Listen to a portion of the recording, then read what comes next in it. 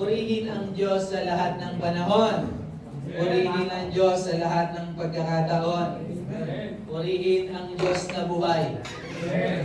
Purihin ang Diyos ng katotohanan.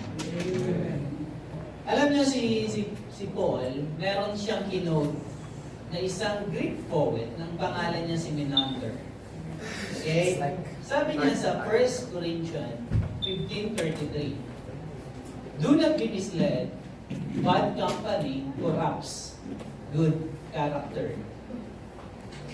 Itong 1 Corinthians 15 na ito, it talks about resurrection actually. So dito, ini-strike ni Paul dun sa kanyang pinagsasabihan sa mga taga-Corinthians that Paul's teachings will really corrupt you. Kasi sinasaway niya itong mga taga-Corinthians napapariwara kasi yung teachings. Merong mga doon na hindi naniniwala sa resurrection. Kaya ang sabi niya diyan, do not be misled. Huwag kayong basta-basta sumasama sa mga maling mga nagtuturo sa inyo. In associating or listening to false teacher will adversely influence us. The truth is that false teaching do not lead to holiness. This verse was used to deliver a very essential teachings. You know what is that teachings? The resurrection of Christ. Okay? Yan sa verse sa 1 Corinthians chapter 15 na yan. More than 2,000 years ago, many people witnessed a historical empty tomb in Jerusalem. What does the empty tomb means to us today? What is there in believing in the resurrection of Christ? That entitles our study for tonight, Empty Tomb, a resurrection story. May tayo mag-pray? Father, muli kami po ay nagpapasalamat sa inyong kabutihan. Salamat, Panginoong Jesus, dahil kayo po ay nabuhay. At kami po ay tumitingin sa inyo. At kung kayo po ay nabuhay, naniniwala rin kami ang lahat ng susunod sa inyong mabubuhay kasama po.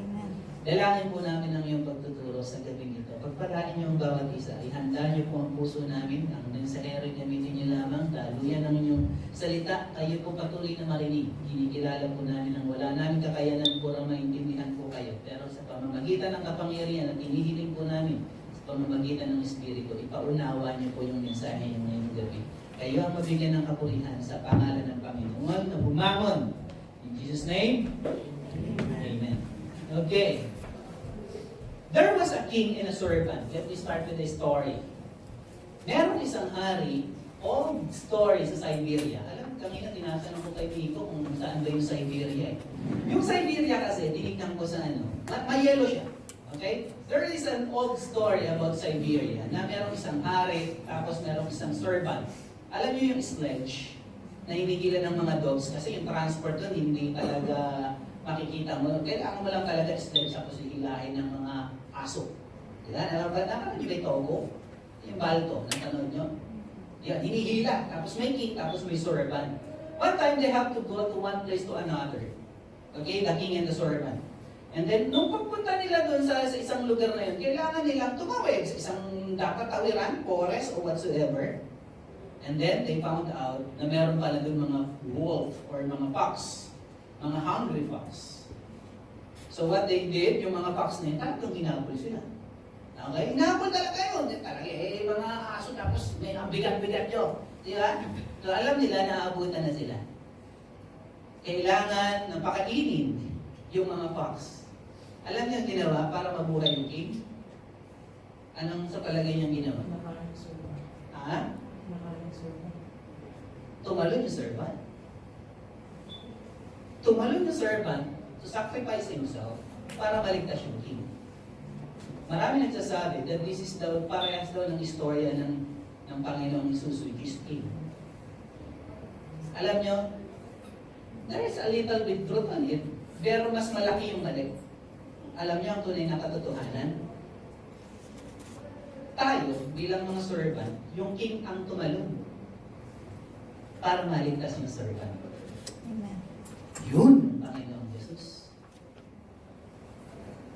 Nakiwa niyo yung logic of the story? At yung pagtalo na yun, it talks about dying on the cross. Kaya ko binigyan ng istorya yun para makapunta tayo dito sa ating title. Empty tomb as a resurrection story. Okay? So may tumalon. At ito ay muling nabuhay. The empty tomb greatly indicate Jesus' victory over sin and death. The resurrection. The Christ follower, we have the assurance of having the same eternal life. That is our main idea. Our outline will be two questions lang. How true is the resurrection of Christ? Gaano ba katotoo yan? Alam niyo po bang nasa series kayo ng paniniwala? Believe. Are you still doubting the resurrection? Tutunghayan natin yan. If there are a little bit or there are some questions on your mind right now, baka masagot natin sa pagkakataong ito. What is there in an empty tomb? Quote and quote yan. Empty tomb. What is there in an empty tomb? Meron kaya doon? Empty. Paano kaya nagkaroon yun? Empty nga. Okay, balikan natin yung title natin. An empty tomb. A resurrection story. This will be taken from Matthew chapter 28, verses 1 to 10. Alam niyo ba yung Matthew 28? Ano yung sikat na sikat niya? Great Commission, di ba? So, yung Great Commission pala, nagsimula yun sa 19 to 20 yung Great Commission eh. Nag-start yun sa 1. Di ba ba? Mag-19. At yun yung pag-uusapan natin. Mas maganda pala kung makita natin yung umpisa, at dito pala nagmula yun. You know what? Kung saan siya nagsimula? Sa resurrection. So, puntahan natin itong istorya na yun sa late or the last chapter of the book of Matthew, which is a Jewish book. Kasi masyadong may pagka-Jew. Yung leaning ng Jewness dito sa sulat na ito, more on the Jews. Okay? So, Matthew 28, 1 to 10. Start na tayo. Okay. The Sabbath was over, and it was almost daybreak on Sunday when Mary Magdalene and the other Mary went to see the tomb. Sabi diyan, the Sabbath was over. So, ibig sabihin, pag may nakikita kayong Sabbath, usually makikita mo sa Bautista. Di ba? Parang Sabado. Eh, after na yun, tapos na, ano ng araw? Sunday na. So, yun yung first day of the week. Kaya yung sinasabi nila, ito pala yung first day of the week, Sunday. Okay? So, alam niyo ba kung ilang araw namatay sa krus ng Panginoong Hesus? Anong araw? It was Friday. Friday yun. Friday at 3 o'clock. So, consider na yun one day. Tapos yung one full day ng Sabado, that is one day as well. Tapos yung early morning, ayan no, daybreak ng Sunday, yun na yung third day. Sa lumang panahon, kapag ka na-touch lang yung isang araw, consider as one day na yun. Kasi maraming argument, hindi naman daw talaga 3 days na matay ni Jesus Christ. Pero sa kultura kasi during that time, kapag ka dumikit na yun doon sa araw na yun, it's considered as a day. Okay, kaya 3 days. Nakita natin dito, when Mary Magdalene and the other Mary went to see the tomb. I was searching about this. Alam niyo ba itong resurrection? It was talked dito sa 4 Gospel. So pagka, lagi niyo titignan, kapag kayo nagbabasa ng Bible, kapag inuulit, importante yun, emphatic. At kung itong istorya ito ay binanggit sa 4 Gospels, napaka-importante ng resurrection. Okay? Si Mary Magdalene, ito yung na-possess ng 7 demons. Okay? Na pinalaya ng Panginoong Jesus. Itong si Mary, ito yung Mary, the mother of James, one of the 12 apostles. Nung sinearch ko pa yung ibang mga synopsis gospel nito, may natagpuan ako si Mary, na culturally they are talking about Mary Salome. Okay? Si Salome, kung narinig niyo yan, o kaya si Joanna. Kaya makikita mo parang 4 sila. It is not clear in the Bible that for this particular text, sinabi niyan si Mary, tsaka the other Mary, which is the mother of James. Okay? Let's talk about number 2. Suddenly, a strong earthquake struck and the Lord's angel came down from heaven. He rolled away the stone and sat on it. Suddenly, a strong earthquake. Bakit nagkaroon ng earthquake? Dahil may? Ayun no? May Lord's angel na dumating. Sabi nila, ito daw yung tinatawag nating dramatic entrance ng message. We're not talking about the angels, but pero parang gano'n din, heavenly being. Ay dumating, kapag dumadating, may earthquake. So ano lang ibig sabihin nun? Ganon kalupit yung mensahe, ganon kalupit yung parating na mensahe ng angel. Rolled away, tinanggal niya, upang ipakita dun sa Marys, sa women na dumating, na iyon ay wala ng laman. Tapos, ang itsura ng angel, the angel looked as bright lining and his clothes were white as snow. Ganun yung identification ng angel na yan. Tapos, nung nangyari yun, the guard shook from fear and fell down as though they were dead. Etong though as they were dead, marami nagsasabi na nahimatay. Hindi pwede naman kasing naghimatay-himatayan sila eh. So, doon yung sa presence ng angelic being na yun, talagang hinimatay itong mga guards na yun. They witness it and suddenly they fall down. They fainted. The angel said to the women, ito na, diba may mga babae na pumunta doon. Tapos binuksan ng angel, dumating, nagka-earthquake, inirol nung angel yung bato. Malaki kasi yung bato. The angel said to the women, don't be afraid. I know you are looking for Jesus who was nailed to a cross. Eh nung pagkakasabi dito sa Greek word, pag tinignan nyo, I know you, emphatic yan. Forceful. Alam ko na naghahanap ng Panginoong Jesus. Sabi niya dito ngayon, angel, He isn't here. God has raised Him to life, just as Jesus said He would. Come see the place where His body was laying. Alam niyo, sa Israel, dahil alam mo naman, meron tayo alam niyo yung mga ibang mga paniniwala na kinakaskas yung bato, nandun pa rin yung tomb na yun. Alam niyo yung mga ibang mga mananampalataya na akala nila may magic kapag pinupunas mo yung panyo doon sa kanyang tomb. Nagkakaroon ka na ng himat. Parang gano'n. Yung ibang paniniwala ng mga, alam niyo, yung mga ganong paniniwala. So alam niyo, isang bagay na ginawa po at nilagay doon sa tomb na yun, He is not here, He is risen. Nilagyan na nila yun para tumigil na kayong kakapunas ng panyo dyan. Wala na dito ang Panginoong Jesus. Bumangon na siya. Okay? So yan yung, doon nila kinote ito sa verse 6 ng 28. Alam nyo, the resurrection of Christ is essential element of Christian faith. Isa lang ang ibig sabihin. Nung sinabi ng anghel na yun na He isn't here, He is risen. It means that He resurrected. Alam nyo, napaka-importante ng pag-aralan natin ito at paniwalaan natin yung pagkabuhay na yun. This is really the essential element of Christian faith. Kasi kung hindi natin paniniwalaan na ang Panginoong Jesus ay bumangon, naglolokohan na lang tayo dito. Because this is useless. Huwag na natin i-exercise yung faith natin.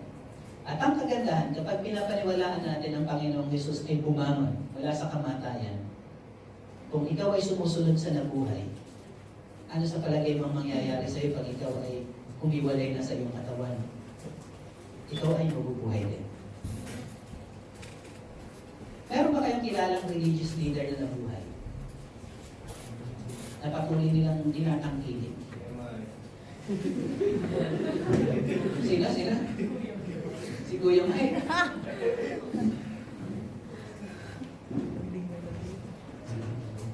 Nakita nyo, ang ganda ng importansya na sinusundan natin ang Panginoong Jesus. Kasi ang Panginoong Jesus, talagang siya lang yung nag-iisa at wala nang iba pang mabubuhay. Dahil siya lang ang tunay na Diyos. Nakita niyo yung sinabi ng angel kanina, di ba? Sabi niya diyan, nagpatuloy yung angel. Sabi niya, magmadali kayo, now hurry! Tell his disciple that he has been raised to life and is on the way to Galilee. Go there and you will see him. That is what I came to tell you. Ito lang pala yung mensahe talaga ng angel. Nagpa-earthquake pa siya para ibigay yung mensahe. Napupunta kayo sa Galilee. Kasi makikita niyo talaga doon ang Panginoong Jesus. Pero nakita mo yung grandeur, yung dramatic entrance ng earthquake na yan. Tapos ito yung message niya. Tell his disciple that he has been raised to life. Ang ganda ng mensahe. And is on his way to Galilee.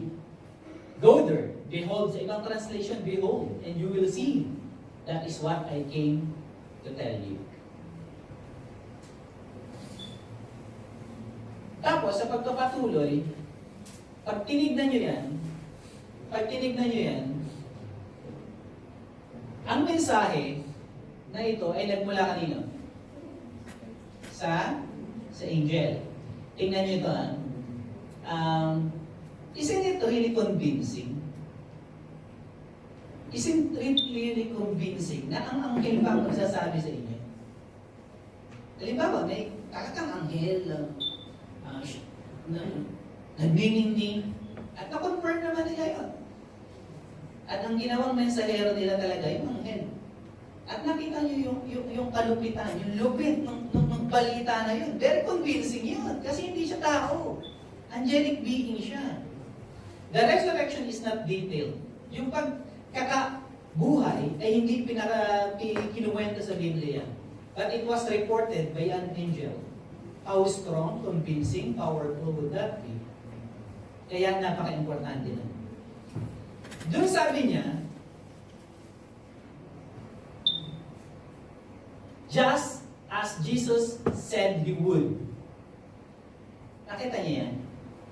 He isn't here. God has raised him to life just as Jesus said he would.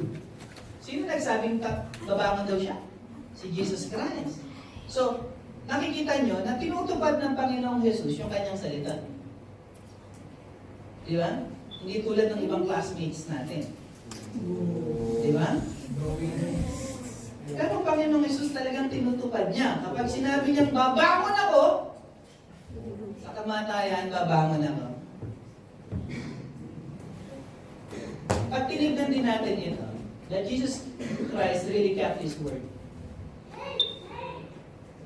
Anong matututunan natin dito? An assurance of hope. Okay? Sinabi ng Panginoon Jesus, matutupad. As follower of Jesus, after death, we will be resurrected as well. What a relief from fear of death. Diba? Tapos, nung inutusan na ng anghel itong mga women, alam niyo ba isang bagay na meron tayong tinatawag na countercultural dynamic during that time? Yung patriarchal age yan eh.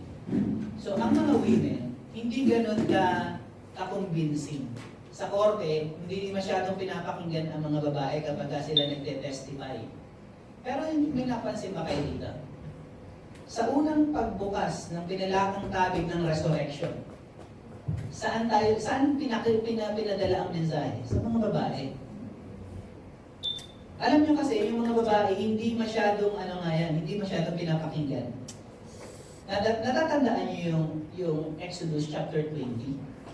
During that time, yung patriarchal age. Pero ngayon, okay na naman.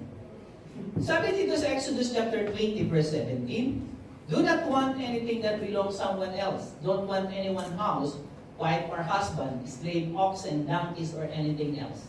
Tingnan nyo ito. Alam nyo yung Ten Commandments? Sa kahuli-huli nyo yung do not covet. Di ba? Huwag kang makikiapid. Sabi niya dito sa Exodus 20:17, don't want anyone's house, wife, or husband. Huwag kang naka-level yung wife dito sa slave, oxen, donkey. Kasi, nung unang panahon, ang pananaw nila sa mga babae is just a possession. Gamit lang siya. So, parang walang halaga during that time. Ngayon, inutusan ng anghel, yung tinatawag natin na hindi naman ganun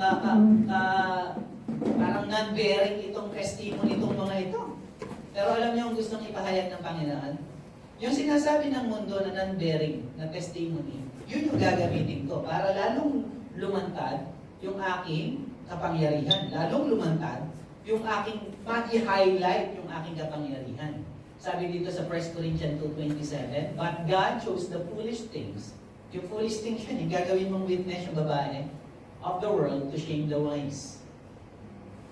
God chose the weak things of the world to shame the strong. Weak para sa inyo. Pero pag sinabi ng Panginoon na strong yan, strong yan. Amen. Lesson, what can we learn? Our ways are not God's way. Our thoughts is not His thoughts. Tapos sabi niya dyan, behold, I have told you. The angel is, what is doing? The angel is giving authority to the women. Nakita niya yan? Binigyan na sila ng authority. The women were frightened and yet very happy. Ito yung tinatawag nating mixed emotions. Dito yata nakuha yan. Imagine mo, ikaw ay takot na takot, pero ikaw ay masaya. Paano mo ma-explain yun? Mixed emotion. Di ba? Pero ito yung message sa kanya. Pumunta kayo, di ba? Hari, pumunta kayo dun sa Galilee. What did they do? Tell his disciples. What can we learn from this? After receiving the news and have seen an empty tomb, they have left the tomb with great joy. In contrast to how they approached the tomb. Nakita niya? Nakita niya yung pagkakapaligtad ng istorya. Nung pumunta sila sa tomb, malungkot sila. Pero nung umalis sila sa tomb at nakita yung empty tomb, sumaya sila. Hurried and ran. After receiving the good news, they quickly obeyed. Okay? What lesson can we learn from this? Sino na nakarinig ng good news of Jesus Christ? Taas nyo nga yung kamay niyo. Who heard the good news of Jesus Christ? The second question would be, are you quick to obey and tell the good news to others? Ganun yung ginawa ng mga women. Kapag narinig nyo na yung mabuting balita, dapat mabilis kayo magsabi. Natutuwa nga ako, at least nandyan, dumadami kayo. Continue to tell the good news to others para lalo kayong dumami, para lalo masiyahan ng Panginoon. Suddenly, Jesus met them and greeted them. They went near Him, held on to His feet, and worshipped Him. Nakita niyo yun? Papunta sila si Galilee. Alam niyo kung sino nakasalubong nila? Sino? Jesus Christ. Nakasalubong nila si Jesus Christ at nakilala naman nila. While on their way to deliver the great news, they met Jesus. Tapos ang sabi dito, then Jesus said, don't be afraid, tell my followers to go to Galilee. They will see me there. Nakita niyo na validate yung sinabi ng angel. Nandun nga, tama yung message. Meeting with Jesus will result of what? Ano nangyari nung na-meet nila si Jesus? They bow down, diba? They worship. So, ganun din tayo. Every time we met Jesus, sa ating pagpunta ka sa church, alam mo try to worship. Focus on Jesus. Make your worship a lifestyle. Magkaroon ka ng buhay na nagpupuri sa Panginoon. Dito sa verse 10 na ito, sabi niya, don't be afraid. Tell my followers to go to Galilee. They will see me there. Sino nagsasalita? Sino? Jesus Christ. Ano makikita natin dyan? That God, which is Jesus, is a God of comfort. Huwag kayong malulungkot. Sabi niya, don't be afraid. Ang gandang comfort ng ginawa ng Panginoong Jesus na yan. Tapos, tell my followers to go to Galilee. They will see me there. And this is also a God of assurance. Sinabi niya, pupunta ako doon, makikita niyo ako doon. Jesus' story does not end with His death, but begins resurrected life. He is a victor over both sin and death. No Christianity without the resurrection of Christ. Ngayon ang tanong ko sa inyo, saan sila pinapupunta? Sa Galilee. Alam niyo ba kung saan nakalugar yung tomb? Yung libingan? Sa Jerusalem. Okay? At ang Galilee is a border ng mga Jew at Gentiles. Border yun eh. Bakit sa Galilee? Hindi sinabi kung bakit sa Galilee sila pinapupunta. But we can assume that Galilee is very important to Jesus Christ because there He started His ministry. Doon nagsimula ng ministry ang Panginoong Jesus. And at the same time, gusto siguro ipakita, since sa Jerusalem siya, nagkaroon ng judgment, at ang kanyang mga accuser ay taga-Jerusalem, parang gusto niya lang ipakita na hindi niyo ako tinanggap, ngayon, bubuksan ko yung biyaya nito para din makarinig yung mga Gentiles. Kaya sabi dun sa late ng 28 na yan, nung tinapos yung mga verses, ano sabi? Go therefore to all nations. Nawala na yung barrier. Pwede na akong mag-preach doon sa mga Gentile. Consequence yon ng mga taga-Jerusalem. And that ends our text. Let's go back to our title, Empty Tomb, a resurrection story. What can we learn from that? Sagutin natin yung tanong natin kanina. How true is the resurrection of Christ? Gaano nga ba katotoo yan? O sinabi lang ng magulang niyo, maniwala kayo sa tama yung resurrection. Okay na ba yun? And then what is there in an empty tomb? Quote and quote, ha? Let's answer that. Well, outline number 1. How true is the resurrection of Christ? Unang-una, totoong-totoo yan. Dahil kasi maraming nakakita. Okay? Unang mga nakakita niya, yung mga babae. Okay? And at the same time, yun na may naglalakad sa road to Emmaus, may nakakita din mga disciples. And at the same time, nagpakita ang Panginoong Hesus sa kanyang mga disciples. So the eyewitness testimony, napakarami. At sinabi pa nga dito sa pinag-usapan natin, sa 1 Corinthians chapter 15, which I talk about resurrection, as I told you a while ago, then he appeared to more than 500 brothers at one time. Dami nakakita, most of whom are still alive. During that time kasi, nung sinulat ni Pablo ito, mga buhay pa yung mga witness na yun. Ang sabi, kung meron kayong tanong, pwede kayo magtanong dito sa mga buhay pa. Though some have fallen asleep. When we talk about fallen asleep, ito yung mga namayapa na. So makikita natin na the resurrection, ito yung tinatawag nating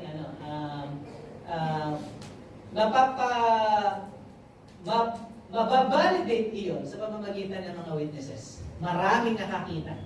Hindi siya gawa-gawa lamang. At alam nyo ba, itong yung empty tomb na yun, alam nyo kung ano yung ginawa ng mga kalaban, accuser ng Panginoong Jesus? Binayaran nila yung guard, di ba? Tapos sabi dun sa mga guard, umalis kayo, sabihin nyo na ninakaw yung disciples. Nung mga disciples, yung body ni Christ, habang kayo ay natutulog. Napakalupit na yun, na kasinungalingan. Alam niyo kung bakit? Kasi Roman soldiers ang mga yun. Alam niyo, sa Roman Empire, o sa mga taga-Romano, ang mga batas nila, neglected of duty is punishable by death. Kapag hindi mo ginagawa yung trabaho mo, papatayin ka. Yun lang ang simple kanilang parusa, kamatayan. Kaya, kung ikaw siguro yung guard nung tomb na yun, hindi ka makauulog. Diba? So, kaya, yung kasinungalingan na yun, hindi mo pwedeng paniwalaan. At the same time, ang kasinungalingan ay sabi, habang daw sila ay natutulog, ninakaw yung body ni Jesus Christ, di ba? How can you know? Natutulog ka na. Di ba? Kasinungalingan. Okay? So, how true is the resurrection of Christ? Unang-una yung eyewitness testimony. Pangalawa, the change in the disciples' life. From coward to boldness. From frightened to fearless. From hiding to preaching. From chicken-hearted, may chicken-hearted pala, to what? Brave-hearted. Lion-hearted. Chicken tsaka lion-hearted. From chicken-hearted to lion-hearted. Tumapang itong mga disciples. Alam niyo ba nung pinapako ang Panginoong Jesus, sino lang nandoon? Sinong apostles lang nandun, naka-record? John lang. Di ba? Di ba? Sinabi pa nga ito sa last word. Women, take care of your mother, and ganyan-ganyan. Di ba? Women, take care of your son. Son, take care of the mother. Conversion of known skeptics. Change in the disciples' life. Conversion of the known skeptics. Sino yung mga skeptics din sa Bible na na-convert? Persecutor na na-convert. Kung hindi totoo yun, hindi sila magbabago. Alam niyo kung sino? Si Paul. Diba si Paul pinapatay ang mga Christians. Nung nagpakita ang Panginoon at sinabi ako ay talagang nabuhay, nabago yung kanyang buhay. And who else? Yung kalaban hindi naman kalaban. Yung hindi naniniwala sa Panginoong Hesus, alam niyo kung sino? Kapatid niya. Kaya yung mga kapatid, minsan, hindi talaga naniniwala yun. Hindi naman yung mga yan. Right. Pero naniwala din sila dahil nakita nila talaga na bumangon ang Panginoong Hesus at nagpakita sa kanila. Ang isa pang validation, yung pinag-uusapan natin, syempre, hindi ko tatanggalin itong ating pamagat, an empty tomb. How true is the resurrection of Christ? Because there is an empty tomb. At hindi pa pwedeng maging empty tomb yun kung hindi talaga bumangon siya. Unang-una, alam niyo kung bakit? Yung tomb na yun, merong malaking rock. Naniniwala daw sila na himatay lang sa Panginoong Hesus at siya ay tumakas nung siya ay malakas na. Ang bihira. Pinagbuhat ka, tapos pinagtusok-tusok, tapos kung ano ang ginawa sa'yo, tapos kaya mo pang i-roll yung malaki bato. And at the same time, may seal yun ng Roman Empire. Yung seal na yun, pagka natanggal, delikado ka. At pangatlo, ano pa yun? Guardiado ng Roman soldiers. Hindi siya barangay tanod, kundi Roman soldiers. Sabi ko nga sa'yo, neglection of duty is punishable of death. Kaya hindi nila pwedeng iwanan yung kanilang binabantayan.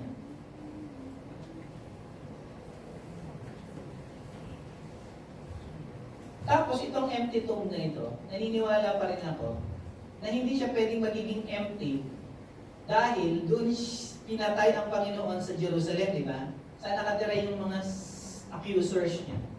Yung mga taga-Sanhedrin. Sa Jerusalem. So sigurado, yung mga mata at mga espiya, yung mga bata-bata nitong mga ito, pinagwardiyahan din itong tomb na ito. Pero hindi pa rin sila nagtagumpay, nagkaroon pa rin ng empty tomb. Dahil talagang nabuhay ang Panginoong Hesus. What an assurance we can have in our faith to Jesus Christ. Pangalawa, the last point. What is there in an empty tomb? Ano meron doon sa empty tomb? Kasi ito yung pamagat natin eh. What is it? Eternal life. Na-empty yung tomb na yun para ipakita na bumangon ang Panginoong Hesus. At kung bumangon ang Panginoong Hesus, napagtagumpayan niya yung kamatayan. At sinabi rin sa Biblia na siya hindi na mamamatay. At kung ang Panginoong Hesus ay mabubuhay eternally dahil siya ay Diyos at tayo sumusunod sa Diyos na eternal, magkakaroon din tayo ng eternal life exercising our faith, our belief in the eternal King. Ganun lang kasimple yung logic doon. Huwag na natin masyadong pahirapan. What is there in an empty tomb? Eternal life. Sabi sa 1 Corinthians 15:20, but Christ has been raised to life, and He make us certain that others will also be raised to life. Kaya ang ganda ng pagiging Kristiyano. Ito hindi ko po kayo niloloko dahil ako'y Christian. Hindi. Dahil ang Diyos mismo ang nagsabi niyan.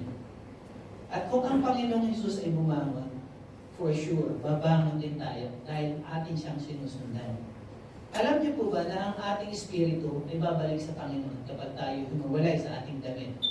Maaaring minsan nalulungkot tayo kapag kami namamatay. Pero alam niyo po ba, hindi pa kagandahan na yung espiritu niya babalik doon sa Panginoon na may gawa sa Kanya. Ganda nun.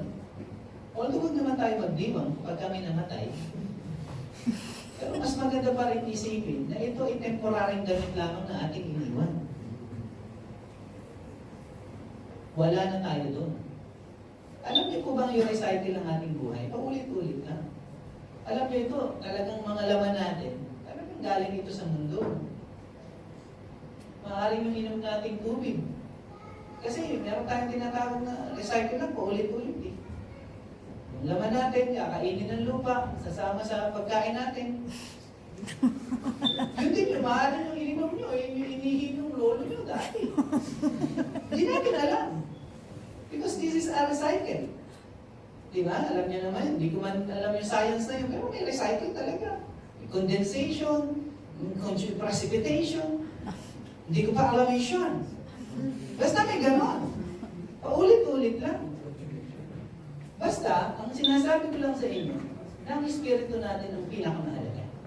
Kaya dapat, iniingatan natin yun. Ano pa ang meron doon? What is there in an empty tomb? What do you think? Forgiveness of sins. Amen. May kapatawaran. Yung katagumpayan na naganap na ginawa ng Panginoong Hesus, bumangon siya doon sa tomb na iyon. Nagkaroon tayo ng reconciliation to the Father. Napakaganda nun. Ipinakita lang na ang Diyos ang talagang nagpapatawad at nagbibigay ng kapatawaran. Triumphant over death and sin. 1 Corinthians 15, 21 to 22. Just as we will die because of Adam, we will be raised to life because of Christ. Adam brought death to all of us, and Christ will bring life to all of us. Alam niyo si Adam, siya yung pinagsimulan, o siya yung pinagmulan natin. At siya ay namatay sa kasalanan.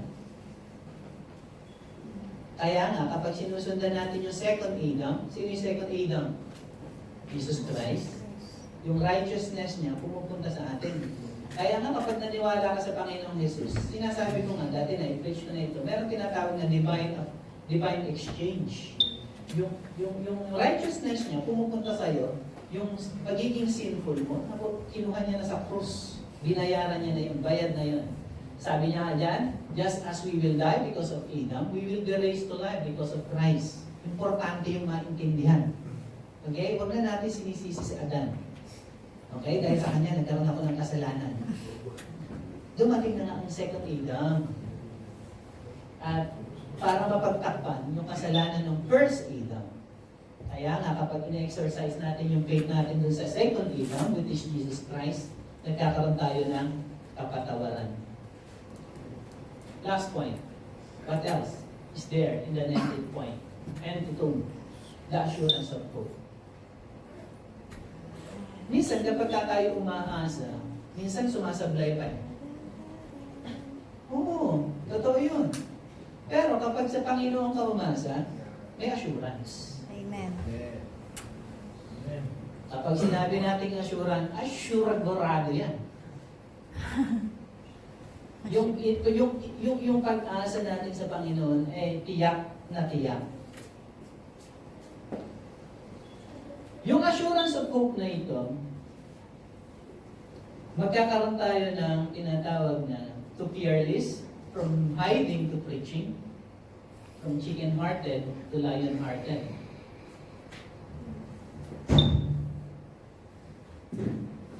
Sabi dito sa Hebrew chapter 11 verse 1, now faith is the assurance of things hoped for, the conviction of things not seen. Ang sarap kapag tinitignan natin ang Panginoong Jesus. Dahil kasi may kasiguraduhan. Ang sarap-sarap intindihin ng mensahe ng resurrection.